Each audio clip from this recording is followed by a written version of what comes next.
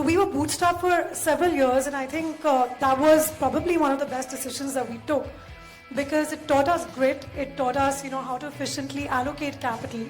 It taught us, what really mattered. It taught us to separate noise from, signal. I think it's very nuanced in the sense that not every startup needs the same amount of money. Not every startup or, in a particular industry even needs VC money, right? So the idea is that as a founder, you really need to understand your own DNA and your industry's DNA. When you talk about unicorns, right? Unicorn is just another buzzword. It's a VC status symbol. I am really hopeful that the media also comes in and, doesn't only ask founders what your valuation is, or doesn't tell us that, listen, if I, have to give you an interview, you have to have raised, at least $10 million. I want them to be able to celebrate things that actually matter, which is moats, right? Things that actually matter is values. Things that matter is that, what are you doing for your customers? How are you contributing to your innovation in the industry, right? So I am very hopeful that in the next decade, we will see a shift away from using that word and using a lot more buzzwords that matter.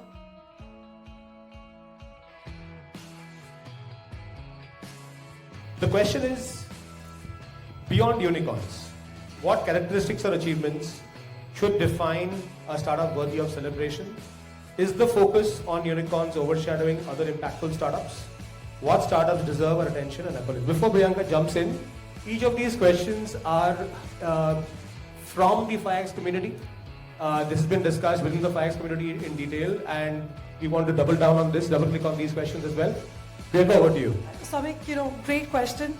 This is honestly, a question that I have been grappling with all of my career. My career hasn't been as long as a lot of people's in the room, but I have been thinking about it since I started about 10 years ago. And funny story, when we started, my co-founder Praptej and I, we've been best friends since high school. And when we started, the very first question that people would ask him, we were in our early 20s and super naive, just out of college. But whenever somebody would ask him that, why are you doing this? What's your vision? Praptej would always say that, I want to build a company that lasts 100 years. And at that time, even I would, be surprised by the kind of statement that he was making, because I was like, you're 21, you're 22. What are you talking about, right? And now, I understand more than ever before that the journey that both of us took, we were actually bootstrapped for quite a few years. We are VC backed now as Falcon. But we were bootstrapped for several years, and I think that was probably one of the best decisions that we took, because it taught us grit, it taught us, how to efficiently allocate capital. It taught us, what really mattered. It taught us to separate noise from, signal. And I really couldn't be, happier about the way that we went about it. Now, when you talk about unicorns, right, unicorn is just another buzzword. It's a VC status symbol. And there are, honestly, according to me, two schools of thought, right? One is the unicorn school. The other is the Warren and Charlie, the Buffett and Munger school, in terms of thinking about how you can build businesses over several decades and you can, have a lasting legacy. I personally belong to the latter. I always have, so has Praptej. I don't think that there's anything wrong with, using unicorn as a buzzword. I don't think there's anything wrong with the first school of thought. I think a lot of people in the ecosystem have done a beautiful job of, contributing to India's success. I mean, the unicorns have literally, they run our lives today, right? But I think what I have a little bit of a problem with is that, only one side of the story is really shown in the media. So I think it's really about the perception, and that cascades down to how youngsters, how talent looks at startups, right? And honestly, if you think about, all of us in this room, we all do business every day. We're all working with banks every day, right? And nobody actually cares about that word on the ground, right? It doesn't really matter in the boardroom. It doesn't matter, when you're dealing with a bank. In fact, sometimes when you use the word unicorn now with bankers, it's often seen as a negative term. Because, what they want to see is that, can startups last? Can they be durable, right?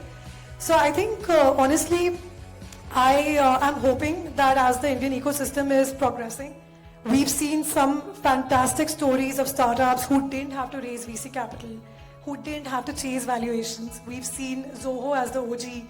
After that, we saw, Zerodha. We recently saw Wingify. We've seen, BillDesk, right? So there are some fantastic examples in the Indian community, of course abroad as well. You've seen Adyen, you've seen Atlassian, you've seen MailChimp. So there's all of these examples, and I think that as the market is getting deeper, as the startup ecosystem is evolving, I am really hopeful that the media also comes in and doesn't only ask founders what your valuation is, or doesn't tell us that, listen, if I have to give you an interview, you have to have raised at least $10 million. I want them to be able to celebrate things that actually matter, which is moats, right? Things that actually matter is values. Things that matter is that, what are you doing for your customers? How are you contributing to your innovation in the industry, right? So I am very hopeful that in the next decade, we will see a shift away from using that word and using a lot more buzzwords that matter. Superb. Thanks, Priyanka. Actually, I'd like to add 2 more examples. We've heard of one very large startup which is planned for a IPO. 3rd time they've cancelled it. And we also have an example of at least 2 large startups who are $1 billion plus unicorns who have taken a down round, significant down round, right? I won't take names, but we know who they are, right? So you raise a lot of money. If you don't have money, you just do one thing properly. Now you have so many options. Briefly, we wanted to touch upon that what is when you have these distractions, how do you manage it? Yeah, so again, this is a very important question to discuss. And, going back to what both Aditya and Sanjay have been saying, I think it's very nuanced in the sense that not every startup needs the same amount of money. Not every startup or, in a particular industry even needs VC money, right? So the idea is that as a founder, you really need to understand your own DNA and your industry's DNA. I think the problem, Soumik, happens where you end up raising too much for an industry or for a product that doesn't need that kind of capital, right? So Sanjay was very correctly saying that, in our industry, for example, we work in the B2B payments infrastructure industry. The sales cycle and the IP cycle is very long. It takes several years to build, very deep IP. And so the idea is that if, you end up raising too much too soon, it's very logical. It also depends on the kind of investors you have. So if you have the typical VC investors who have like a 5 to 7 year fund cycle, obviously, you're going to get that kind of stress and pressure to be able to justify the funding amount and the valuation. If you didn't need that much to begin with, what you begin to do is get into a doom loop. That doom loop basically means that, you're getting into product lines that are not your core. You're entering multiple geographies, you are hiring too many people. And what that does is that creates an unsustainable environment for everybody. So just one quick example, right? Like if you're getting into a product line which is not your core, you end up shipping a half-baked product because of timeline pressure. Now banks don't want that, right? And banks are very, very particular about the quality, the scalability, all of that. So obviously quality will, suffer. You're hiring people, too many people. Now those people need to justify their own incentive structure and bonuses. They'll go after logos that, don't make sense for you as a business. So I think that's a little bit of an issue. And as a founder, you have to be extremely clear about why you're raising, when you're raising, and what type of investors you want. So the kind of investors that we have, for instance, we're very fortunate to have the kind of investors who like patient capital, right? So these guys believe in 20-year horizons, and that's what we need as a company. Another very interesting question, the ROI paradox. What metrics should startups use to capture the full value of their impact and innovation just beyond just financial returns? I think it's a relevant question right now. Priyanka, you want to take this? I think, just talking about sort of the same stuff that I've been saying before as well, right? That I come from that school of thought that you want to build a business over several decades. You want to build a business at the right pace. You want to build it for the right reasons. You want fundamentals, that actually produce long-term shareholder value. So all of the classic sort of, business, old school business ideas, right? And I think based on that sort of concept, the idea is that, for me, what matters the most is moats.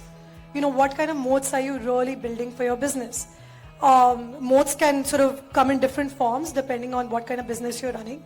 For us, for instance, things like intellectual property, things like recurring contracts, things like, licenses, all of these are very solid moats. So the idea is not just to sort of look at those standard classic metrics saying that, hey, this is my ARR. The idea is that, what's the quality of your ARR? These are the number of customers I have, but what's the cohort analysis in terms of how many customers are actually coming back to you, how many customers like what you're doing, giving to them, right? What are your values? I think I very, very strongly believe in the value system of a company. I personally think that the value system actually takes you a very long way, both with your customers as well as with your talent. So I think those are all things that I personally love to measure in my company. Just this morning, I, funnily enough, bumped into an ex-employee at the airport, and she came to me and she said that, listen, I had to move on because I was looking at, doing an MBA in New York. But the moment that, I'm done, I would love to come back and work with you. And I said that, these are the things that actually drive me as a founder. So that's part of the value system, and, those are things that I personally think are very important.